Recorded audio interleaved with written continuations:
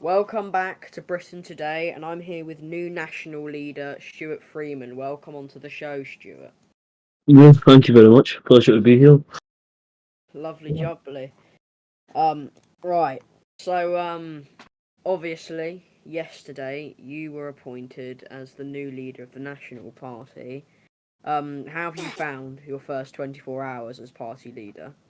Yeah, it's been great. It couldn't have went any better, if I do say so myself. I've been working closely with the board that we have just now. I've been working especially closely with the chairman to try and get some things running, get it going quickly. We've started the process of forming a new cabinet at the moment and welcoming in new members of staff, whether that be graphic staff, candidates, etc. Things that we need to run and get back on track. On top of that, our campaign's been good so far. Our numbers have begun to jump up, which is obviously what we want, considering the state we were in and the drop that we've had over the past couple of months and couple of terms, which is great to see. So our campaigners and the new staff have been working incredibly hard, which has obviously been supporting me to do my job as well. So it's been good, yeah. Lovely jubbly. Um, so obviously Bushberry resigned 2 days ago now, I think it was. Um, what led you to turn around and go, I'm gonna run for leader? What led that ambition to become leader? Well, I worked closely with Bush quite a lot, and I've worked closely with the rest of the party board. So that was a motivation to know that they trusted in me to take on the role. But I seen that change needed to be made, and me and the current board, we have vision for that change. We know what needs to happen, and we know when it needs to happen. Um, After seeing the party begin, you could say, to fall off over recent months, we've instantly got back on track over the past couple of weeks, and it's returning to great shape with it like what it used to be in. Since my appointment yesterday, I've been speaking to countless voters, party members, who've been giving me their feedback and what they want done for the party, which is obviously a great boost, and it makes you feel that people trust in you, which is obviously what you want as a new leader. Lovely. So as you were saying, over the past couple of terms, the Nationalist Party had a downfall. Do you have a plan to differentiate? I think that's how you say the word I'm trying to say. Your tenure from your predecessors. Well, I wouldn't call it a downfall. I say we maybe went off track a little bit as a hiccup on the road, you could say. It's obviously going to be hard to be completely different from your predecessors, considering we are the same party. But like I've said, this is going to be a recurring answer, considering I've only been here for 24 hours. Um, it's me, the party chairman, the board, etc. We've come up with some good ideas to bring real change, and this has been in preparation for a while now. Regardless of who the leader was, we knew that change needed to be made. So I will not go into depth about that change that's going to be made today here, but I'm going to be releasing that formally. I don't know what way I'm going to release it, but it will be released publicly in the coming days, so you'll get to see that. Okay. Um, and looking at election stuff now, if we look at a BBC poll, it says that your party was predicted to lose 6 seats, dropping it from 11 to 5, making it the smallest party in the House of Commons. Do you think these polls are accurate? And if so, what do you think led to these losses that the polls are predicting? Well, I could be wrong here. I could be thinking of last term, and if I am, then correct me. But I believe there was another poll that was released that predicted we get around 9 seats, or it might have just been under that. I'm not entirely sure, but I feel that you can never trust the polls.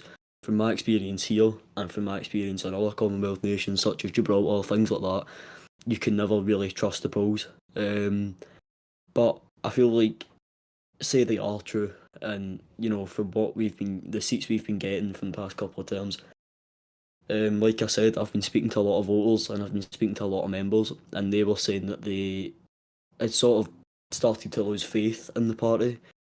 Um, but with the new change, the rise in members, and the new reform that's starting to take place, I strongly believe in my party. to show off what it is capable of doing this election coming. Okay, now we're going to move on to some, latest community news. So, I take it you know about all the scandals that have been taking place against Forward UK and whatnot. Uh, Um, yeah, I know briefly. Yeah. yeah, and looking onto yet again another poll, um, they were people voted them as the biggest sort of concern for the community. So for starters, what is your actual opinion of Forward UK, and do you agree with the fact that the people who voted on the poll saw them as the biggest concern for the community? Um, I mean, at the moment, we are in no position to judge any other party. We don't need to focus on any other parties at the moment. We need to focus on ourselves. But from a personal point of view, I've not really introduced myself to them or spoke to them since my appointment. But I do know some of the people who are currently in Forward UK. As you know, some of them were previously in the Nationals, etc. So I do know a good group of them, and some of them do have good interests at heart. I've been speaking to some of them very briefly. However, there are a certain bunch of people, a certain group, who I won't out, but who could maybe ruin the party's reputation.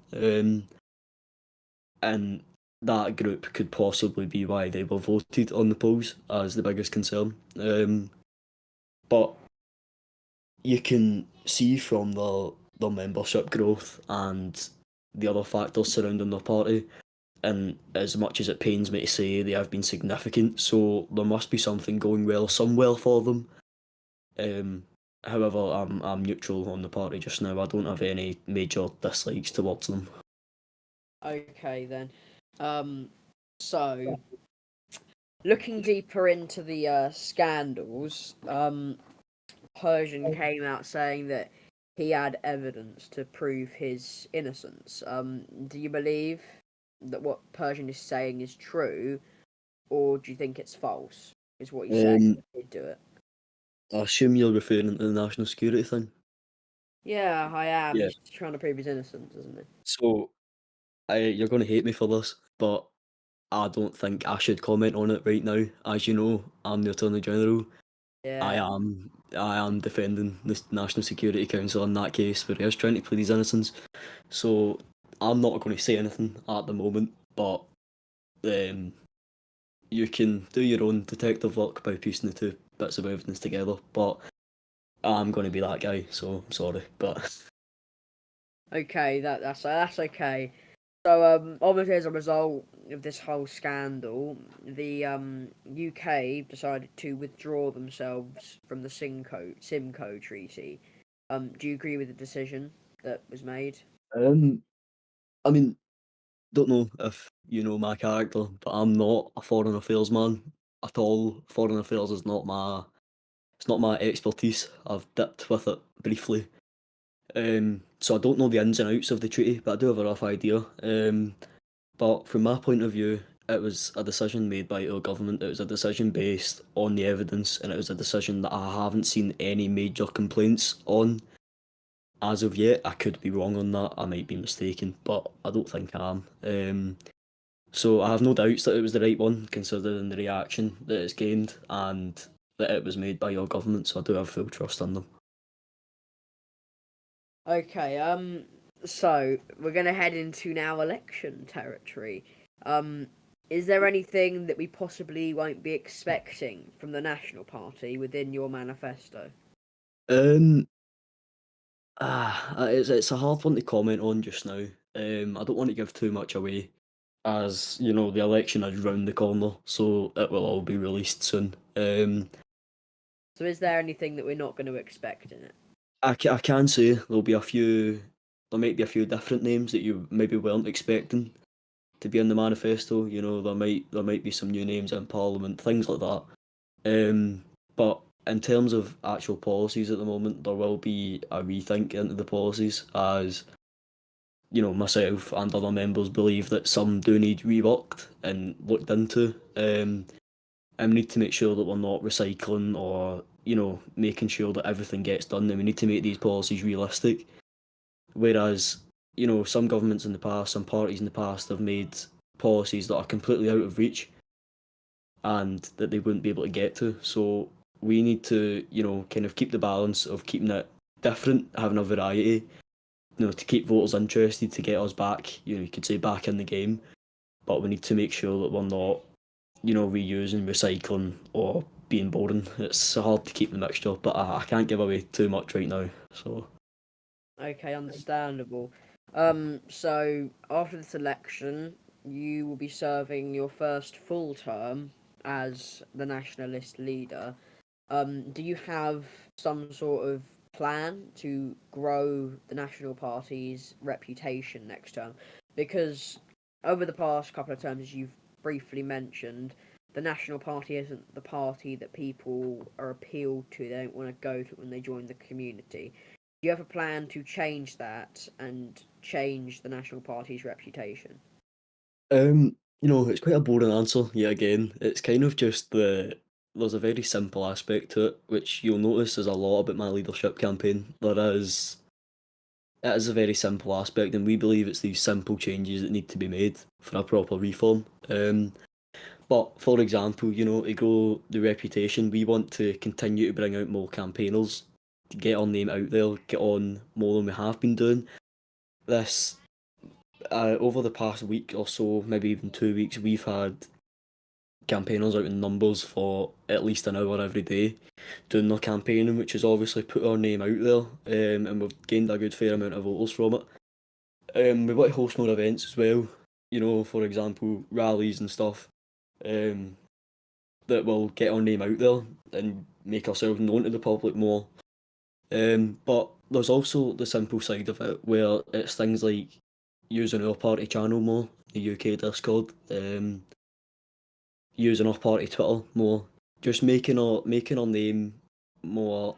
I don't know the word to use, but just putting ourselves out to the public a bit more. Because if you look into any other party channel, you know they're always commenting on things. There's always unread messages when you wake up in the morning. Whereas over the past couple of terms, the National Party's channel has been quite dry.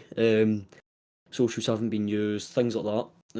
We also plan to make our server a bit more interactive, which me and the board started on today. Adding simple things like onboarding, more game nights, things like that, just to get people more interested in the party and so they know what we stand for and things. And that is quite a key aspect to it. We need to develop our ideology and what we stand for a bit more, as that has also been neglected for a while now.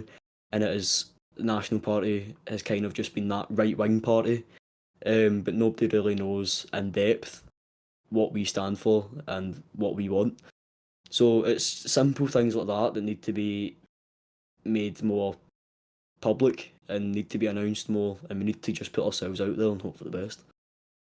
Okay. Um, Now, since the last election, there has been a downfall with what was the biggest political party in the community, the Social Democrats. Now, the Unionists, obviously the party that are currently in government, obviously took over the title of the largest party. And the Social Democrats have not had a very good term when it comes to membership. They've lost quite a substantial amount of their membership. Um, so, what do you have to say about the current Social Democrat situation? Yeah, I did my research this morning as I had a feeling this question was going to come up. I think it is something like 26 members they've lost, sorry. It might even be more from this point because that was a few hours ago I checked. But from when I first started getting involved in politics in the UK, Soc Dems have always been a big name. It's always been them, the Unionists, has always been a big name.